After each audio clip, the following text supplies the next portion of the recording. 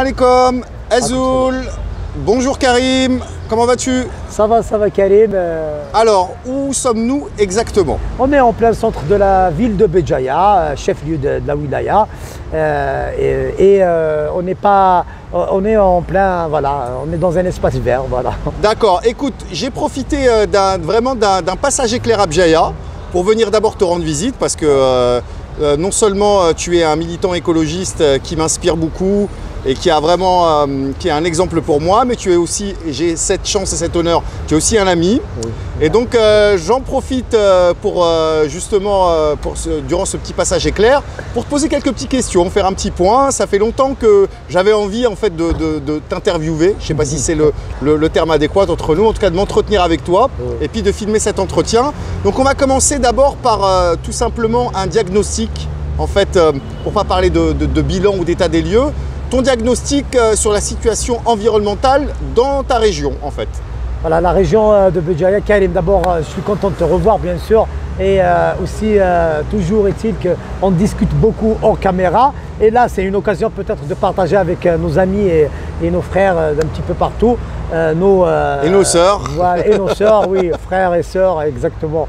Et voilà, un truc que je n'oublie habituellement pas dans les... Ouais, je sais justement, c'est pour ça que je me permets de te le rappeler. Désolé mes sœurs. Alors, qu'est-ce qui se passe? C'est qu'à Béjaïa, comme bon nombre d'autres wilayas, et peut-être même sur la planète un peu, on a une situation un petit peu inquiétante et alarmante par rapport à plusieurs axes. Le premier, c'est le bétonnage intensif qui ne cesse d'accroître, alors que ça fait des années qu'on lance non seulement les alertes, mais aussi qu'on fait des oppositions qui ne valent même aujourd'hui des poursuites en justice. On travaille dans la légalité, bien sûr, et tout, etc. Mais le problème du bétonnage intensif et illicite des fois, la plupart du temps d'ailleurs, comme par exemple aller dans une forêt classée et arracher des arbres et le lendemain on se réveille, on voit un bâtiment qui monte et tout. Alors on a le problème du bétonnage intensif qui ne cesse d'accroître. Aussi la pollution des oueds et tout, etc. via certaines, on dit, je reste bien précis, certaines industries qui ne respectent ni les raccordements vers les stations d'épuration, ni carrément ils sont dépourvus de filtres, alors qu'elles génèrent des milliards. Ça aussi c'est le problème aujourd'hui de pollution. On a vu la mort de poissons dans plusieurs endroits et tout. Aussi les décharges à même des oueds comme Oued Soumam et des régions, des villages très propres où on voit juste à côté des décharges qui créent des vraies crises sanitaires. Aussi, elles ne font que se multiplier.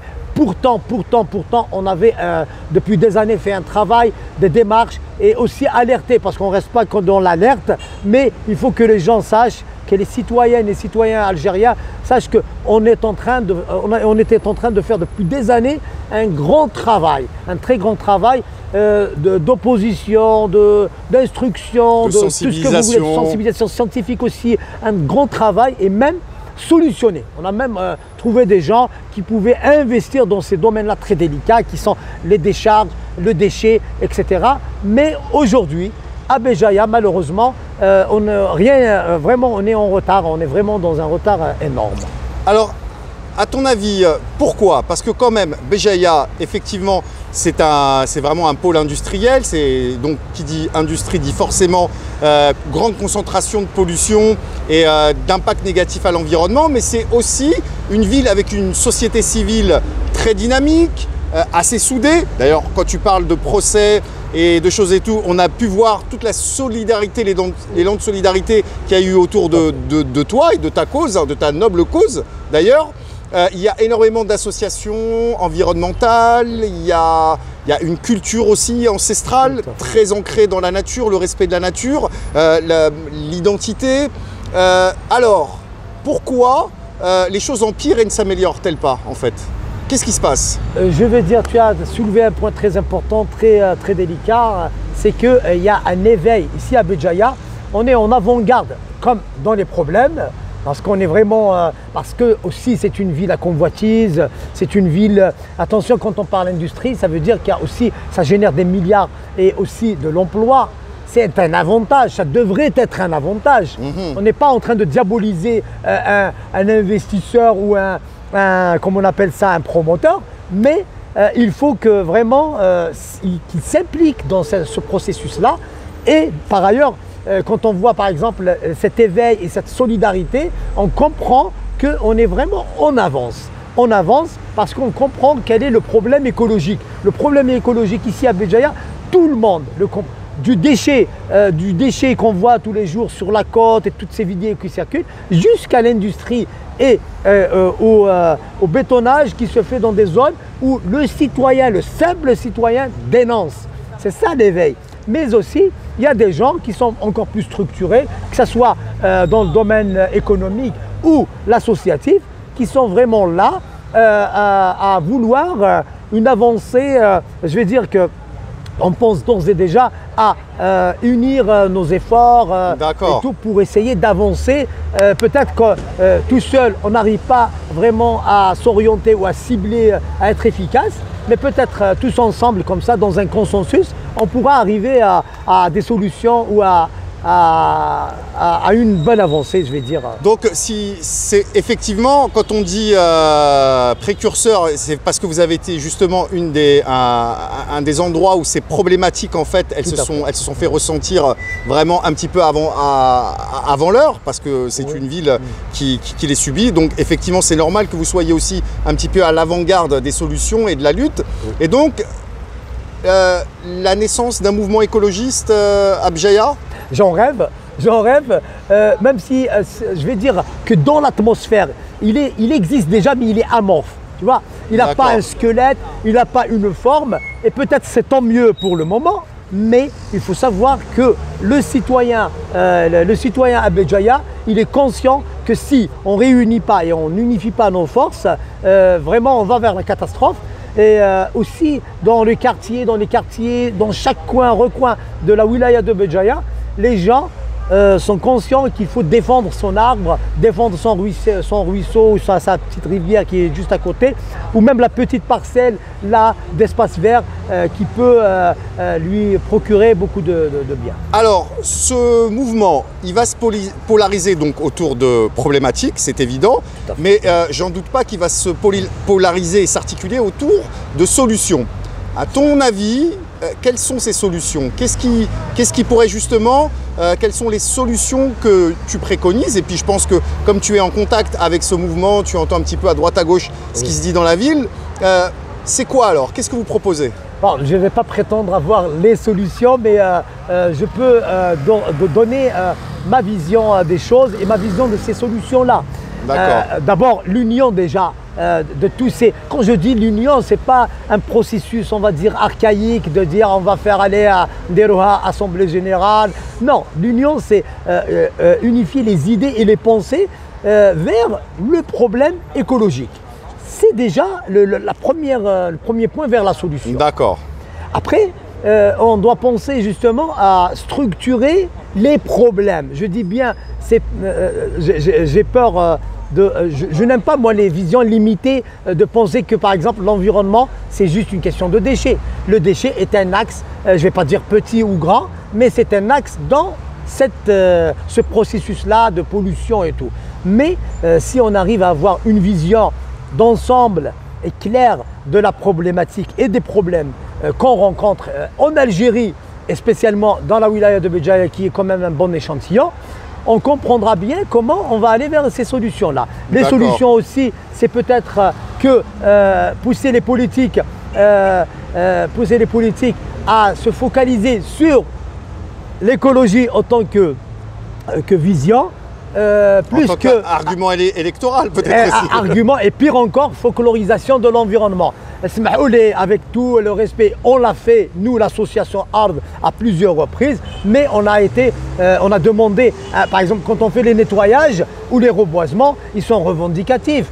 On dit que ces arbres-là qu'on plante, ils vont où? Qui va s'en occuper? Et qui nous dit que demain, cet espace-là ne sera pas déclassé au profit de quelqu'un qui va arracher ces arbres et construire quelque chose, bétonner. Ou le déchet, je ramasse, mais où est la stratégie de l'État dans la gestion ou la technique de gestion des déchets. Une politique de gestion de déchets. Quand on parle de déchets, je ne vais pas dire « Ah, le muwatin le moussakh ». Non, non, non, non. Le muwatin le moussakh, c'est 20%, c'est les statistiques, c'est les scientifiques qui le disent, c'est 20% de la société. Sur les 80%, il y a des gens, des consciences et des gens qui font ce qu'il faut faire. Mais les 20%, il y a la loi pour les punir. Mais à condition qu'on mette les mécanismes. S'il n'y a pas les mécanismes, comment on dit à un enfant, tu ne te bien à l'école, il n'a même pas le stylo, il est. C'est ça un peu la vision. Je veux qu'on sorte de la folklorisation de l'environnement ou de la cause environnementale vers une réflexion, une politique, une perspective de l'environnement. Alors le mot politique a été jeté. Est-ce que tu parlerais même d'une structuration politique? Alors Karim, je parle à mon ami Karim Tidjani. Et moi aussi. Quand on parle, je rabâche, je dis que je suis apartisan, apolitique, apartisan, apolitique. Mais au fait, la solution, elle est dans la politique. Elle est dans la politique. Mais je ne pense pas que c'est dans la conjoncture actuelle ou l'atmosphère actuelle que je vois émerger comme ça. Je ne sais pas, c'est mon avis. Qu'est-ce que tu penses justement de la pertinence? Parce qu'on entend un petit peu là un bourdon un petit peu dans l'écolosphère qui se fait de plus en plus, on va dire, résonnant, qui est celui de la création de partis verts, de partis politiques écologistes. Qu'est-ce que tu en penses, toi? Moi, je dis, il y a chiche. Allez, chiche ces politiciens-là qui vont prétendre prendre l'étendard, soulever haut l'étendard écologique mais les défis, ils sont énormes et c'est pour ça qu'il faut vraiment une logistique assez et des gens assez convaincus. On en a marre, on va parler carte sur table comme ça. On ne veut pas de l'hypocrisie politique pour une ascension. Bien sûr. Notre place au soleil. Non, non, non. Si un parti politique se penche, c'est quand même, moi je sacralise un peu la cause écologique, tu le sais bien, et je me dis qu'il faut des gens assez convaincus, et du moins sincères, même s'ils n'ont pas une pratique politique assez chevronnée, mais ils ont une sincérité politique parce que c'est eux, c'est ces gens-là, c'est ces gens-là convaincus et sincères. Naïvement, je le dis comme ça parce que on sait que quand on parle, les gens quand ils parlent politique, ils te disent il n'y a pas de sincérité pour la politique, mais si, c'est comme les lieux de culte ou des trucs vraiment, ils sont là pour donner le meilleur de l'humain, mais c'est si on les pervertit, mais si c'est-à-dire on les oriente dans le bon sens, on peut avoir quelque chose d'intéressant. Est-ce que tu penses que parce que un petit peu, on va dire le profil qu'ont un petit peu les gens qui se sont intéressés à l'écologie et à l'environnement ces dernières années, même dernières décennies, c'est plutôt des gens justement apolitiques, apartisans. Est-ce que tu penses que ces partis justement, ces partis écologistes à venir, est-ce qu'ils auront cette culture politicienne en fait, et cette expérience justement pour allier en fait cette, on va dire cet idéal, ce combat et le pragmatisme et la réelle politique? Je vais me mettre à me contredire, allez. Je pense qu'un parti écolo, par exemple, s'il émerge, je vais dire qu'on a besoin de politicien wabas. C'est-à-dire un politicien au sens noble, au sens large du mot, c'est celui qui va défendre l'écologie. Peut-être qu'il va la mettre en exergue, mais il saura que aussi il doit composer, il doit faire des choses comme ça et tout, etc. Par exemple, on va parler franchement, on ne peut pas, si par exemple on voit émerger un parti politique, et il ne va pas faire dans son discours dire allez, on va abolir je vais faire un cliché, hein, et on va abolir les usines et tout, on va se mettre à faire je ne sais pas, de l'agriculture bio, du développement durable au sens propre, pas autre chose et tout. Non, il va trouver un équilibre. On a une usine, il va dire que maintenant les lois qui existent déjà, les lois sur par exemple les normes industrielles et tout, via toutes les conventions ISO et tout, etc., vont être appliquées. Par exemple, pollueur-payeur, elle va être appliquée par un dinar symbolique comme on le voit aujourd'hui, des choses comme ça. On va protéger les espaces verts classés, cette forêt-là, c'est des choses, en fait, qui sont alliées parce que l'économie ne peut pas fuir l'écologie. C'est lié. Et là, le bon politicien écolo ou le green écolo politique, je ne sais pas comment je vais l'appeler, doit composer avec ça et doit être en phase avec la réalité que vit le citoyen tous les jours. Donc toute la difficulté aujourd'hui, elle va être, parce qu'on le voit dans ce mouvement écologiste, tu vas me donner ton avis, la difficulté, ça va être justement de mettre d'accord les plus radicaux dans les deux sens. C'est-à-dire ceux qui sont vraiment, je dirais, ce que j'appelle des green salafistes, tu vois, je vais exagérer un petit peu, et ceux qui sont, on va dire, des green cachiristes, tu vois. Donc, est-ce que tu penses, comment on va réussir un petit peu à trouver cet équilibre parfait, idéal, entre ces deux tensions, en fait, qui à mon avis, les deux sont contre-productifs pour l'écologie, tu penses pas ? Tout à fait, tout à fait. Vas-y Karim, tu peux rajouter un mot. Par exemple, ce qui serait intéressant de voir, c'est que, par exemple toi Karim, depuis le moment que tu travailles, est-ce que tu peux un peu nous décrire ta petite recette, ton petit modèle qui est assez intéressant parce que sur le local, tu obtiens des résultats vraiment très très intéressants, tu arrives à polariser, on va dire, l'attention et le soutien des gens. Comment tu procèdes ? Bon, je suis pris au dépourvu là et j'adore ça. C'est vraiment improviser la chose. D'abord pour la recette.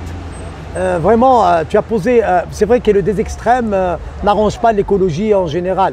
Mais le réalisme dans la perspective politique, ça peut se faire avec un peu de sincérité. Je répète, je ne pense pas qu'un politicien, je ne parle pas aussi de certaines pratiques politiques qu'on a vues chez nous ici, mais je parle de la politique en général, qui est quand même, attention, une solution si juste la personne, elle a un peu de sincérité, de bien faire pour sa société et de laisser derrière elle une trace positive. Le cocktail, il peut se faire, il peut se marier quand on voit des écolos, on va dire des marginaux comme nous, qui sont vraiment dans l'idéal. Les électrons libres, on va dire. Voilà, les électrons, exactement. Et des gens qui aiment vraiment la nature. On est réaliste quand même, attention, quand on voit les démarches justement, on comprend qu'on a quand même une vision très réelle de notre société parce que c'est nous qui ont toujours été là sur le terrain depuis des années et on était obligé de s'adapter, de recevoir des claques, de se dire non, ça ne marche pas comme ça, c'est pas réaliste, on doit convaincre ça et on a quand même réussi, ce qui m'amène maintenant à donner un peu ma recette à moi.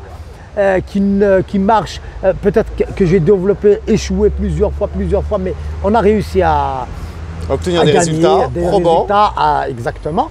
C'est justement à mélanger entre justement éveiller, c'est-à-dire quand il y a une affaire par exemple qui arrive comme ça, que ce soit dans le négatif ou le positif. Le négatif, c'est par exemple quand on sait qu'on va arracher des arbres centenaires dans une région, là on commence à faire des démarches, on a un processus, des étapes à suivre avant d'arriver au médiatiser. Parce que les gens, ce qu'ils le voient par exemple, pour nous ici à Béjaïa, ils voient une déclaration, je fais une déclaration, je dis voilà, ils vont arracher. Mais il y a tout un processus. Tout à fait. Des fois des années, un processus d'années, plusieurs années. Et quand on fait la déclaration, c'est pour instruire le citoyen et les autorités concernées à ce problème-là pour dire les voilà, toutes les façons et toutes j'ai perdu le mot. On a essayé de passer par toutes les voies pour que ça se passe sereinement et on en est arrivé aujourd'hui à la confrontation. Voilà, exactement. Et là, c'est un peu la méthode, c'est un kit. En fait, c'est un kit. Ça commence par la simple démarche administrative où on dépose dans les services concernés et dire bien à l'avance, avant l'enquête publique, qu'on ne veut pas de ça, ou on veut par exemple un espace vert ou quelque chose qui va servir la ville et dépolluer, ou au contraire aussi quand il y a des confrontations, des problèmes comme les problèmes du bétonnage intensif et autres. Et le processus, le kit, il démarre de la simple démarche jusqu'à justement la médiatisation et l'action sur le terrain, l'action des rassemblements et même des conférences avec des scientifiques et des juristes. En fait, c'est ce qu'il faut bien comprendre, et c'est que donc les gens qui voient seulement ton action, des fois qui t'appellent un peu le pitbull de l'écologie, ils oublient que en fait, tu as d'abord fait tout un travail au préalable de médiation. Tu as essayé de passer par la voie du dialogue, tu as essayé de passer par la voie de la légalité, tu as essayé d'abord d'aller... C'est-à-dire que quand on te voit, quand Karim Rima, il fait une vidéo et qu'il commence à pousser une gueulante, il faut comprendre que avant, au préalable, il a fait tout un travail justement pour éviter d'en arriver là. Et que quand il en arrive là, c'est qu'aujourd'hui, en face de lui, il a des gens qui ne comprennent que ce langage. Est-ce que j'ai bien résumé la chose? Tu l'as dit mieux que moi, c'est exactement cela. Et c'est pour cela que les gens doivent comprendre que notre démarche, que ce soit notre association ou le groupement d'associations et de citoyens, quand on fait quand on traite ce genre d'affaires, on va vers la stratégie vraiment très minutieuse, que ce soit dans la légalité des choses. Et je vais faire une révélation aujourd'hui à Karim, en exclusivité. Les gens se demandent quelle est ma formation. Certains, je crois que je suis j'ai un diplôme en écologie. Un écologue, ouais. Non, pas du tout. Je suis juriste de formation. Voilà, je le dis aujourd'hui. Okay. Et je précise, j'ai choisi aujourd'hui pour le dire, pour expliquer aux gens surtout à ces attaques-là maintenant qu'on voit en justice, qu'elles sont vides de sens, parce que moi, quand je fais mes démarches… Tu as pris tes précautions. Exactement. Chaque mot que je dis, je sais ce qu'il vaut devant le tribunal. Eux, les tribunaux, ils ne sont pas dupes aussi. Hein. Quand j'arrive, ils arrivent avec un dossier vide. Comme ça, c'est l'acquittement et on le voit ces jours-ci. J'ai été acquitté dans une affaire. Bon, le procureur a fait cassation, c'est la démarche, c'est normal. Mais il faut comprendre que nos démarches, elles sont vraiment… structurées, balisées, minutieusement. Si on ne sait pas, on demande aux spécialistes, et je dis des spécialistes pas seulement de régionaux, mais qu'on en a qui sont assez intéressants, mais aussi du régional jusqu'à l'international. Il y a des gens on a un réseau assez important de ces spécialistes, que ce soit en écologie ou autre, en urbanisme, beaucoup de problèmes comme ça, multitude. Super, donc en fait, pour conclure, si on devait résumer le système et un conseil qu'on pourrait donner à d'autres jeunes activistes, militants à travers l'Algérie, qui te suivent d'ailleurs, et je sais que tu inspires, pour moi. Si je devais résumer, je dirais donc dialogue, légalité, expertise, détermination, et après donc stratégie. Voilà, il faut pas croire que en fait les écologistes comme toi sont des gens qui sont juste dans l'utopie ou machin truc. Non, il y a la stratégie, mais le petit ingrédient en plus et qui est le plus important, c'est l'authenticité. Voilà, et c'est ce qui va faire la différence. Restez authentique, ne pensez pas en fait à votre carrière ou à votre image médiatique ou machin truc. Faites les choses naturellement et les choses vous suivront. Moi, c'est ce que, en tout cas, j'ai appris en te suivant. Et je te remercie beaucoup. Et puis, je te dis à bientôt. De toute façon, on aura le temps de faire d'autres vidéos ensemble et puis faire d'autres actions ensemble. Merci beaucoup. À bientôt. Merci à vous.